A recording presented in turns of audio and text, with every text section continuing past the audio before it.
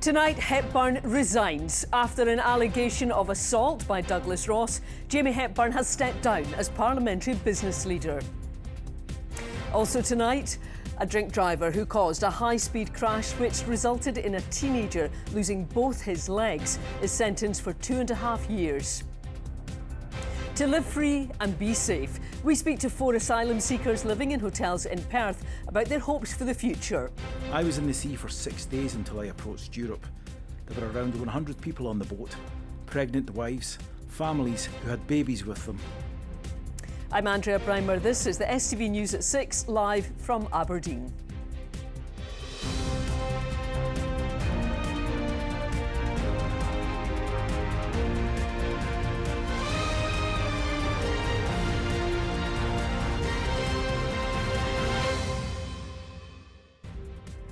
Good evening. A Scottish Government minister has resigned following an altercation with former Conservative leader Douglas Ross.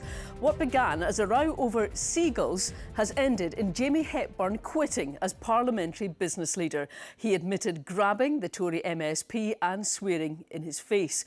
Well, our political editor Colin Mackay broke the story this afternoon. Colin, what changed? 24 hours ago I told you that Jamie Hepburn wasn't for quitting and that the First Minister wasn't for sacking him. What a difference a day makes. This stems from a row on Wednesday as they were both leaving the chamber after the vote on the Victims and Witnesses Bill, which had been slightly delayed by Douglas Ross demanding a ministerial statement about seagull attacks. Well, yesterday Douglas Ross said that he had suffered a ministerial attack. He accused Jamie Hepburn of physical assault and verbal abuse. Jamie Hepburn then admitted grabbing Douglas Ross by the shoulder and offering what he described as a few choice words. Today, in his resignation letter, he says he's reflected on the incident and that he's not acted within his own personal code of practice. Well, earlier today, Douglas Ross wrote to the First Minister to say the incident was a clear breach of the ministerial code of practice. Here's his reaction to the resignation. It's a correct decision. I was very clear that when it happened I thought it was completely inappropriate and the only course of action would be for him to either resign himself or be sacked by the First Minister. He's now resigned a day on. I've also received a personal apology from him, which I appreciate, but I also think John Swinney should have taken this decision yesterday. Indeed, I said that in Parliament when I was asked by journalists that now the facts were out in the open, John Swinney should have seen this was clearly inappropriate, absolutely a breach in the ministerial code, and he should have sacked his minister last night. Douglas Ross really gets under the SNP skin. He clearly really got under Jamie Hepburn's skin, and his reaction has cost him his job in government. And things move really quickly around here. After 11 years as a minister, he's already been removed from the Scottish Government website. But I think the key line in Jamie Hepburn's resignation letter today is that he doesn't want to cause any distraction for the First Minister. It's in the run-up to the election in May. They don't have time for any long drawn-out rows and scandals, and the SNP and the Scottish Government have had plenty of them over the last few years. So Douglas Ross today has got his political scalp. Jamie Hepburn is out of government, and the First Minister will probably wait until next week to replace him. As you say, what a difference a day makes. Thanks, Colin. A drink driver who caused a high-speed crash which resulted in a young footballer undergoing a double leg amputation has been detained for 2.5 years in a young offenders institution. 19-year-old Aaron Patterson pled guilty to 3 charges at Aberdeen Sheriff Court, including dangerous driving. Patterson was driving an Audi at around 90 miles an hour when it crashed in Macduff last year. Well, Hayley is at the court for us. Hayley.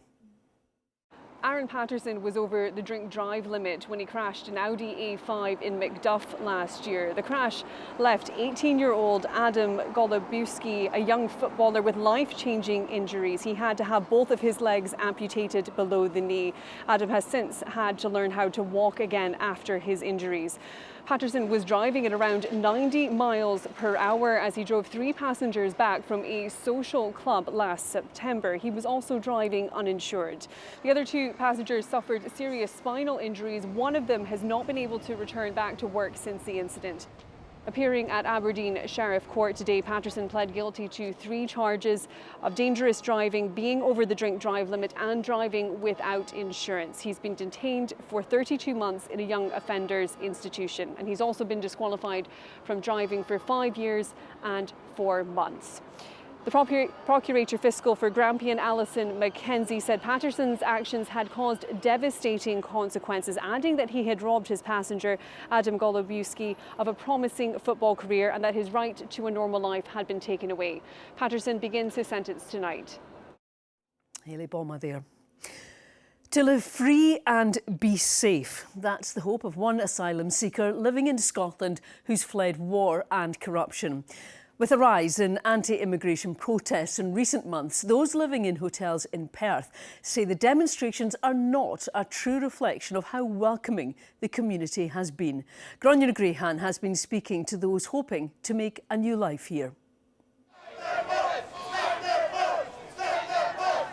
Over the past few months, a wave of protests like this have surged across the country. Illegal migration at the centre of these heated demonstrations.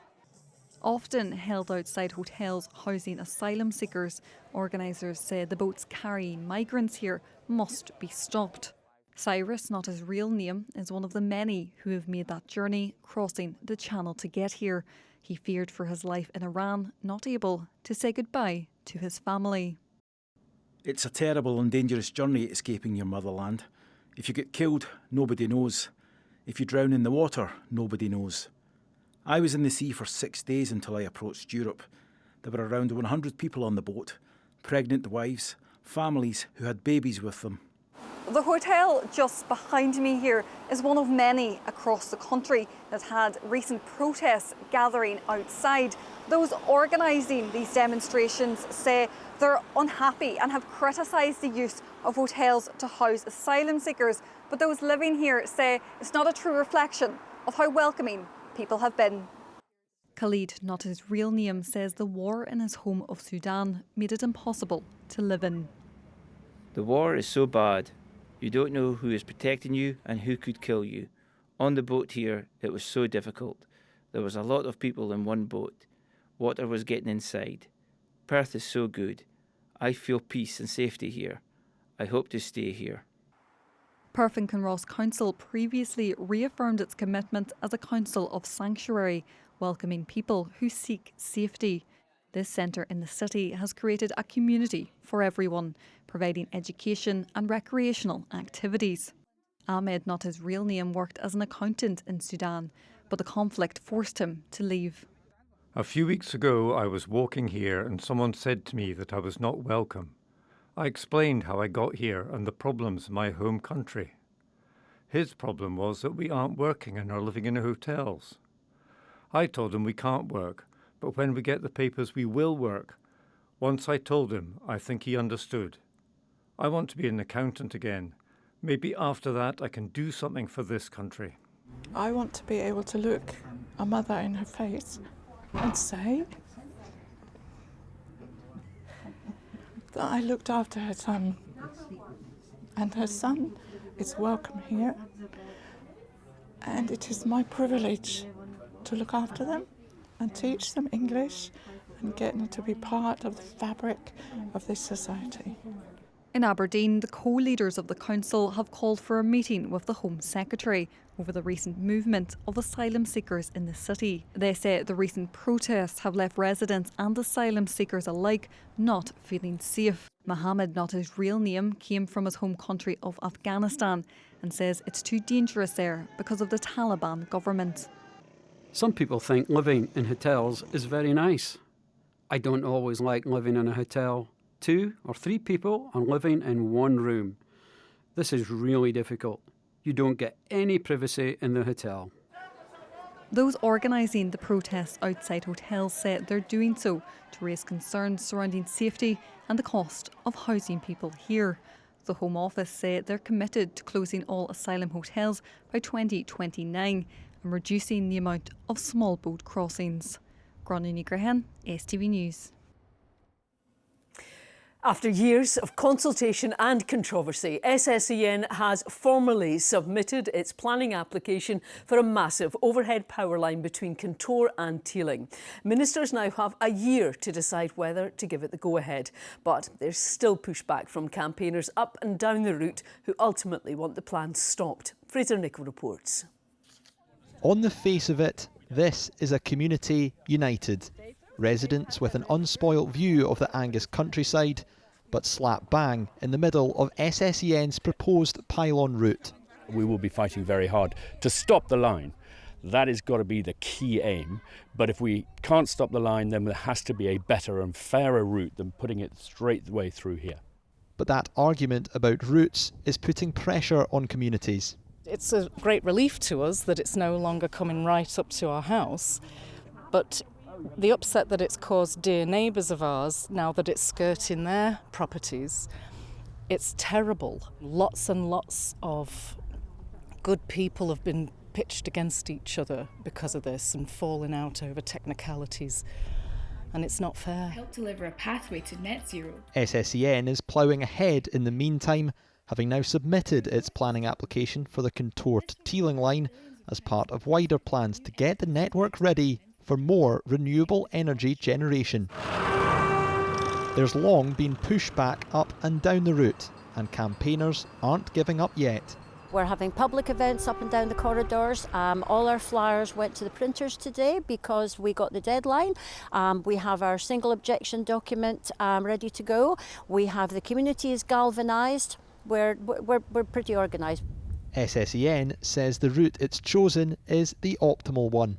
We have undertaken significant consultation across the entire length of the route over the last few years of development. We've made significant changes as a result of stakeholder feedback, and we believe what we've got now is the solution that has the least overall impact. Whilst we do recognise there are some concerns within the community, and we have worked hard to take on that feedback where possible.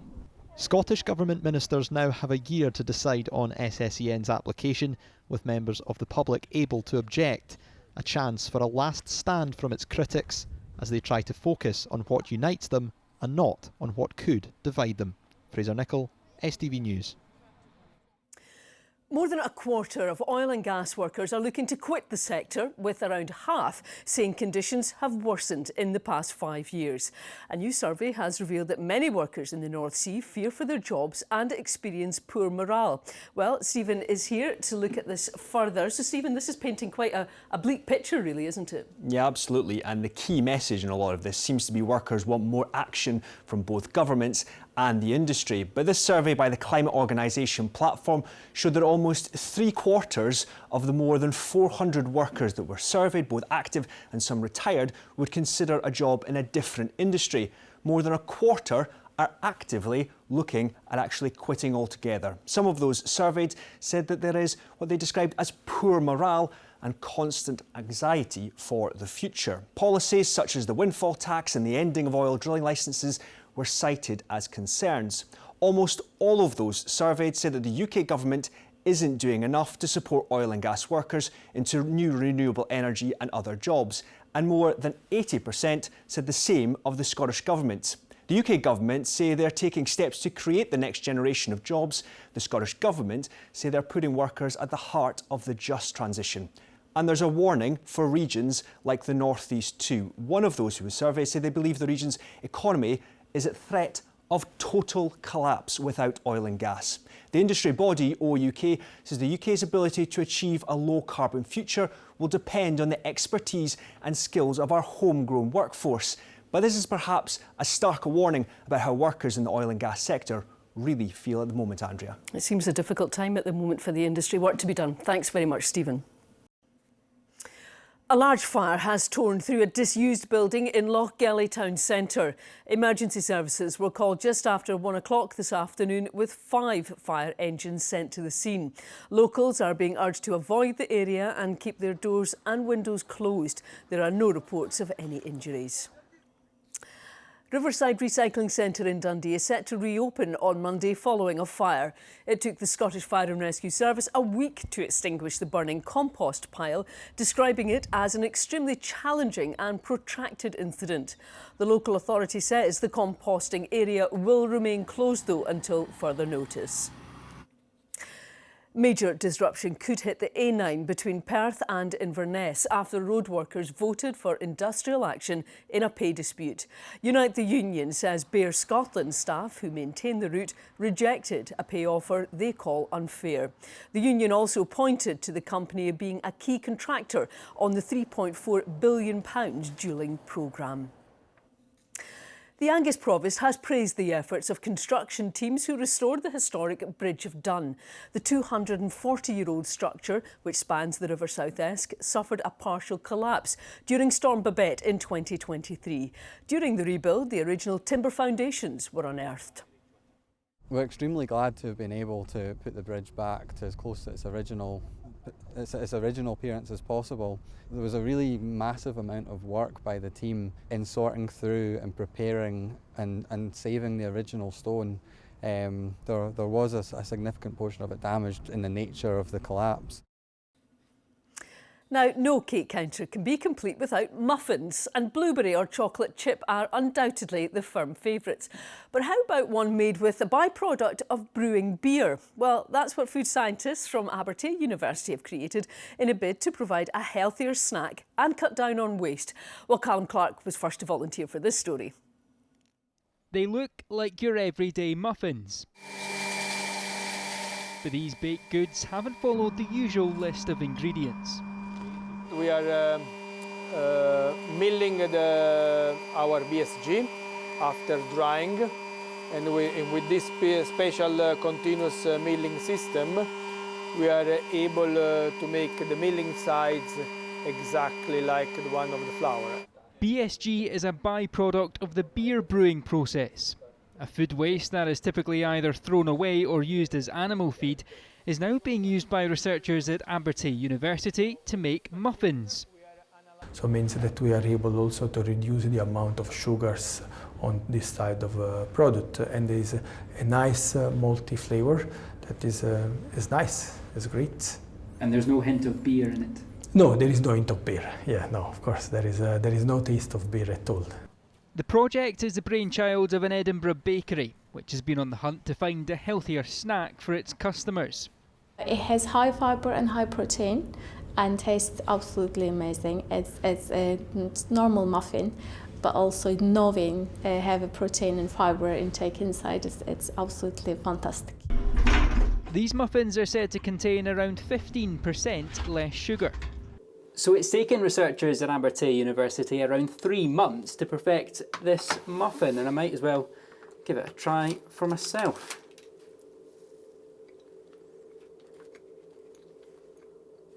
It's actually not bad. The muffins are soon set to be available at Saltire Patisseries Bakery, with plans to also get them on supermarket shelves, providing a healthy alternative to a popular sweet treat. Callum Clark, STV News. Time for the Friday night sport with Chris. Another busy weekend ahead. What should we be looking out for, do you think? Absolutely fantastic game tonight at McDermott Park. St Johnstone against Dunfermline, and tomorrow at Pittodrie, Motherwell against Aberdeen in the Cup. That's the Premier Sports Cup. Aberdeen under a bit of pressure, but a lovely tale about their midfielder Stuart Armstrong today. OK.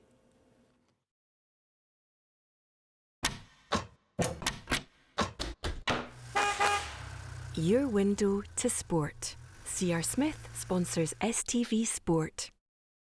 Yes, good evening. New Aberdeen midfielder Stuart Armstrong says he was gutted to be rejected by the Dons as a teenager, but is thrilled to finally be pulling on the red shirt at 33. But the Scotland international has had no time to simply enjoy returning home, though, as there's a massive Premier Sports Cup game to win at Pittodrie tomorrow. Making his Dons debut at 33, Stuart Armstrong eventually representing the club he thought he would take his first professional steps at.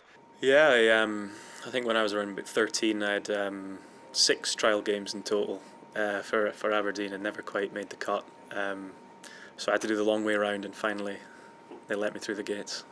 But while his dreams of becoming an Aberdeen player were dashed, the hurt of 20 years ago has eased over the years, and it was a no-brainer for him to sign on at Pittodrie. I think it was a dream of mine when I was younger. Of course, I grew up here, I went to school here, I used to go and watch the games here.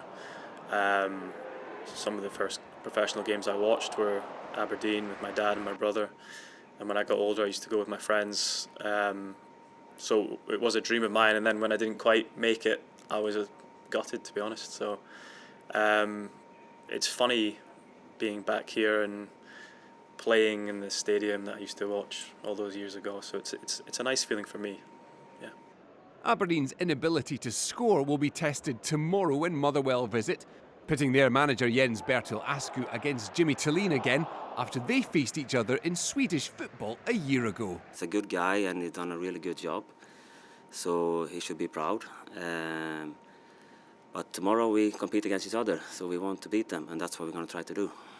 I think Aberdeen has been a little bit unlucky when I look at their underlying data. It doesn't match with their position in the league, and that they haven't scored a goal yet in the league.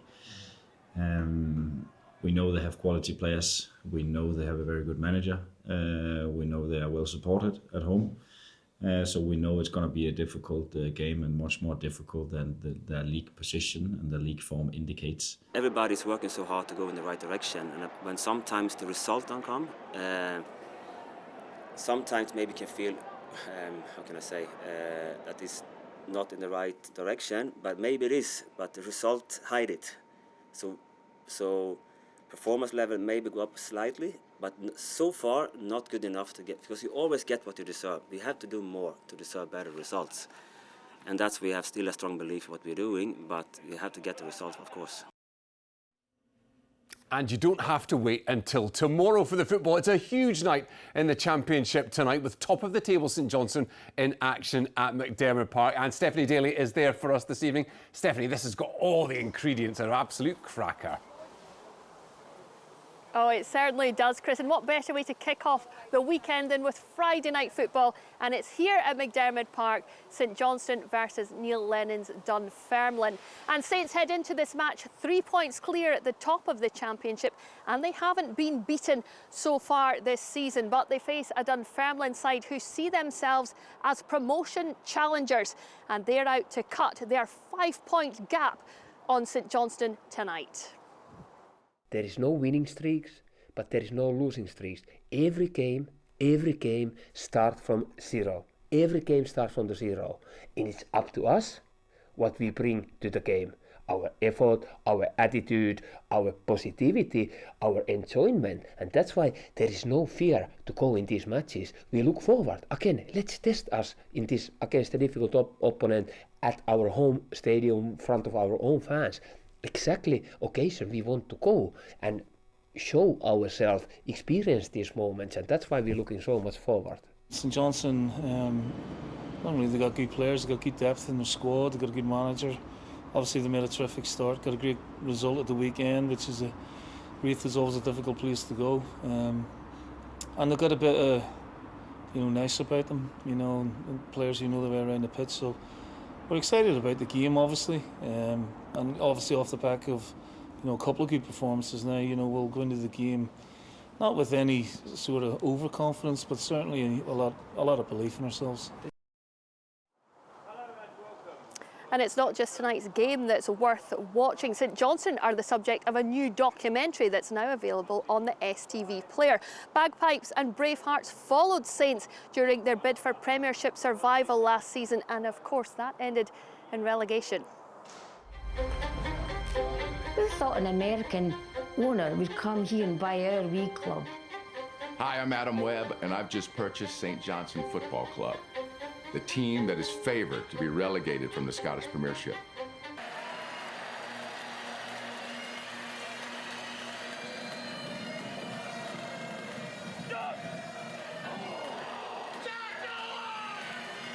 We've got 33 players. We don't need to recruit anymore. What's the opposite of recruitment? St Johnstone are now struggling at the bottom of the table, 8 points adrift. Oh, Stephanie, we get to see the nice part of Simo Valakari. Looked pretty spicy there, but it's a cracking watch. Yes, it certainly promises to be. I remember him saying last season, football is crazy, and it certainly is. It's a roller coaster. He'll be hoping for a calmer ride tonight. St Johnstone versus Dunfermline. Kick-off here at McDermott Park is at 7:45. Fantastic. Thank you, Stephanie. Oh, it does look like it's going to be an absolute cracker. Simo Valakari, always calm when he speaks to us. Neil Lennon, always calm when he speaks to us. Could be quite a fiery dugout exchange tonight in Perth. I'll see you back here on Monday.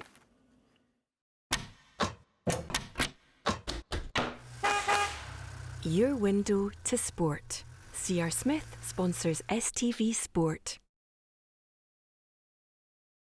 Well, that takes us to the weekend weather forecast. It's a big day for Philip because he's been dying to show us some of your photos all week, haven't you, Philip? Yes, Andrea, and a huge thanks to everyone, as always, for sending in your snaps. Now, a few nights ago now, the Northern Lights were visible, and a lucky few of you were able to spot them, like Christina in the Outer Hebrides and Stuart on Shetland, who sent in these lovely snaps. And we've had rainbows galore this week with all the sunshine and showers, like this one in St Andrews. As always, if you have any snaps you want to share, do send them in. Let's take a closer look at what's in store this weekend. Here is the forecast. Outbreaks of ancient sites will gradually settle into an evening of pizza plates al fresco. TUI sponsors STV Weather. So for most of this week and even into the start of the weekend, low pressure dominating our weather. And with low pressure, it brings with it unsettled and changeable conditions. But like I've been saying, high pressure does build in through the second half of the weekend, and it sticks around throughout the start of next week, settling our weather down. Back to just now as we head into the overnight period, remaining largely dry for many of us. Any showers that we do see are to the far south and southeast. We will see some clear skies where we've got the clear conditions. Some rural glens could drop to around 4 or 5 degrees Celsius. Then looking ahead to tomorrow, some brightness around first thing tomorrow morning, remaining dry. As we head into the afternoon though, we do start to see some scattered showers just feeding in from the north, those showers becoming a bit more widespread, but as you can see, there's still plenty of brighter spells between those showers. Our winds are now coming in from the north though, so we're dragging in colder air. So our temperatures will be dropping. It'll be feeling noticeably colder out and about highs of 15 or 16 degrees Celsius.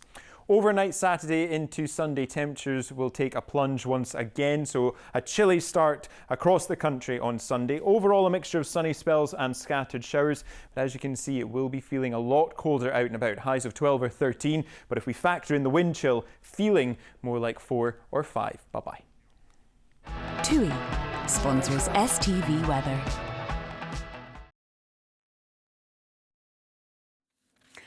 And that is how it's all looking this Friday evening. There will be news updates at 10:30 tonight. I'll be here with that, and then throughout the weekend we're back again on Monday. From the team, a very good night. Have a great weekend. Bye-bye.